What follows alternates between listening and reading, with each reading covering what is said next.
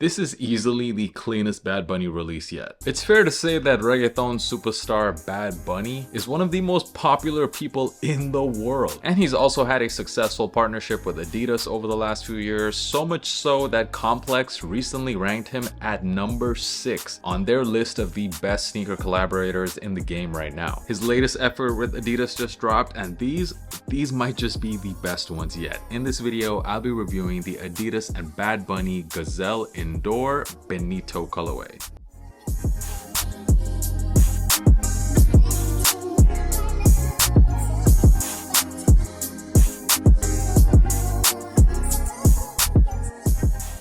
Now, we've been seeing this shoe for quite a long time. In fact, this was the first colorway that leaked of the Bad Bunny Gazelle Indoors, not the previously already released San Juan pairs. And we thought we'd be getting these all the way back in like May or June, but it just kept getting delayed, and now finally September we got a release. The retail price on this was 140 euros, and it seems like it was a bit more widely available than the original colorway. And especially if you have smaller feet, you shouldn't have had any problem getting these, because they were sitting for quite a long time on most sites. Sizes 9 and below for men's were quite easy to get. Unfortunately, the bigger sizes did sell out quite fast. Personally, I'm very happy that these were easy to get because these are fire. When you look at Bad Bunny's history of collaborations now, so far he's worked on the Forum Low. He also had the Response CL, very underrated pair. His pairs so far have been very unique, very interesting colorways, but overall you can say that they haven't been all that popular. A lot of them don't even sell out. Maybe it's because so far he hasn't really worked on a lot of models that have been too popular, but that wasn't the case at all for the San Juan pairs, because those sold out instantly, and currently on StockX they're going for quite a lot above retail. I think people have been waiting for Bad Bunny to finally get his hands on a popular Adidas model, so definitely these Gazelles have been anticipated. And this colorway in particular, you can easily say that this pair is by far the most wearable Adidas and Bad Bunny collab just yet. And when looking at the shoe from afar, it almost looks a bit too simple, but there's a lot of details with this, so let's get into it. Let us start off with this box. I'm actually very impressed with the box. Definitely a lot of Latin influences on the box. You have Adidas para Bad Bunny, and then you get this special label on the box, which is all written in Spanish, which has the model name, the purpose of the shoe, as well as the color, all written in Spanish.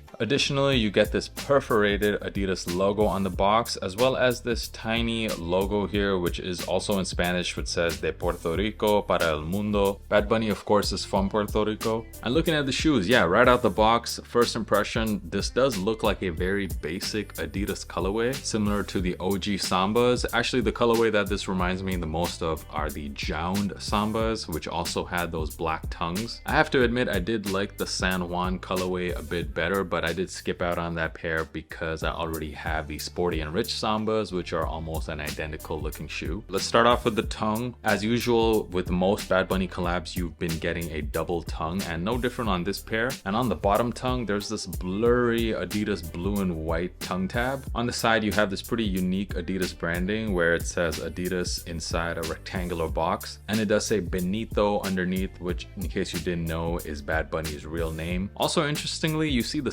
size tag on the back of the shoe, on the heel of the sneaker. That's almost like an off-white type of inspiration to me, kind of deconstructing the shoe, inside outing it. But I would say the detail about the shoe that's the most interesting to me is the mudguard. With most classic Adidas models, what sets them apart, what makes them Adidas, is very much the T-toe mudguard, which is basically a T shape that you normally see on most Adidas sneakers. The T shape here, you can see, has clearly been inverted a bit, so it looks a bit asymmetrical, which I think looks really cool. I love how they did it here. It almost looks like the mudguard has been twisted and pushed to the back, because you can see that on the lateral side, the mudguard actually gets pushed back all the way so that even one of the 3 stripes actually goes through it. With most Adidas Gazelles, like you can see the size collab right here, you see the mudguard ends right before the first stripe, but on this Bad Bunny pair, it actually keeps going and the stripe just goes through the mudguard, which is a pretty cool detail. Also, an interesting detail is this little bit of canvas you see, which seems to be separating the mudguard as well as the outsole, and this canvas detail goes all around the sneaker. You also get this translucent gum outsole here. Most of the Adidas Gazelles do have a translucent outsole insole, however, it seems like this one is a bit more translucent. You can even see the 3 stripes through the outsole. Also, the material used on this shoe is made out of leather, and it is some pretty nice soft leather, and that is actually quite unusual for Gazelle indoors as well, because most Gazelle indoors are in fact made out of suede. The laces on this pair come in this rope style lace, and on the lace tips you see the BB there for Bad Bunny done in blue. Unfortunately, no extra laces with this pair, you just get one. And besides the mudguard, the second most interesting thing about this shoe, and I really was quite surprised to see this, it is the insole, because you actually get multiple insoles with this shoe, which is not something I usually see on any sneaker. The basic insole that comes with this pair is quite flat, but additionally you get some extra insoles, which you'll notice are done in a yellow color, and they're much thicker. In fact, there's quite a bit of cushioning on these extra insoles compared to the regular ones, which I really wasn't expecting, because when you throw these on feet, it is a pretty significant difference when deciding which insole you want to wear. I wore the flat insole first, felt like any other pair of Gazelles, which is quite flat and not really that comfortable, but throwing on the other pair of insoles, there is quite a significant difference in how the shoes feel on feet. I actually like these insoles a lot. I wish Adidas gave us a pair of these with every Gazelle indoor, but I'm definitely going to be taking the insole out of this pair and wearing it with my other Gazelles just so that I can be extra comfortable. And when it comes to sizing, now because this sneaker has the double tongues and also it seemed a bit more padded on the heel, I tried to play it safe and get this in my true size. Even though with most Adidas Gazelles, I always go a half size down. Pretty much every Gazelle I own, I'm always a half size down at a 10.5, but these I got them in a true size, which is a size 11. And after putting these on feet, yeah, I wish I just stayed at a half size down. There's definitely way more room in the toe box than I would like. And even after switching to the thicker insole, it definitely does make a bit of difference. In terms of the sizing, it doesn't feel like there's as much space in the front anymore. And I think some of you guys with wider feet, you might actually prefer just going true to size and wear this thicker insole. However, for me, even with the thick insole, I would still consider going down half a size. So I'm definitely going to be on the lookout for a 10.5.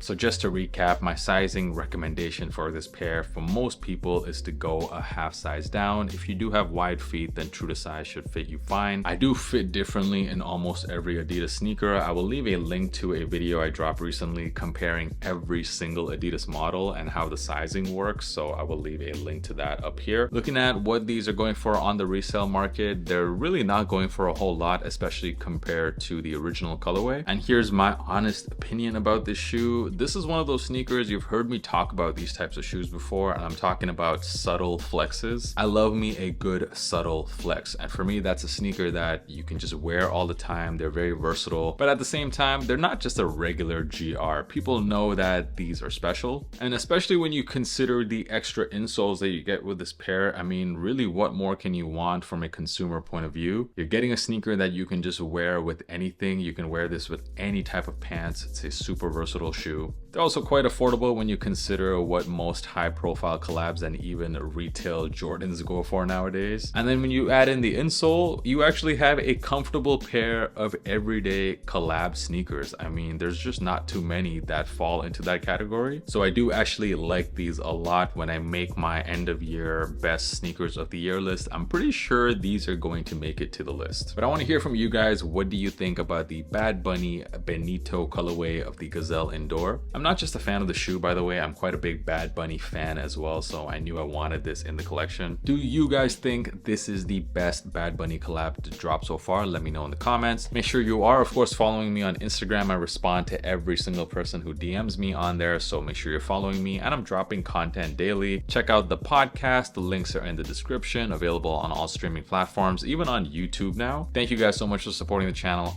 I'll catch you guys in the next video. Peace.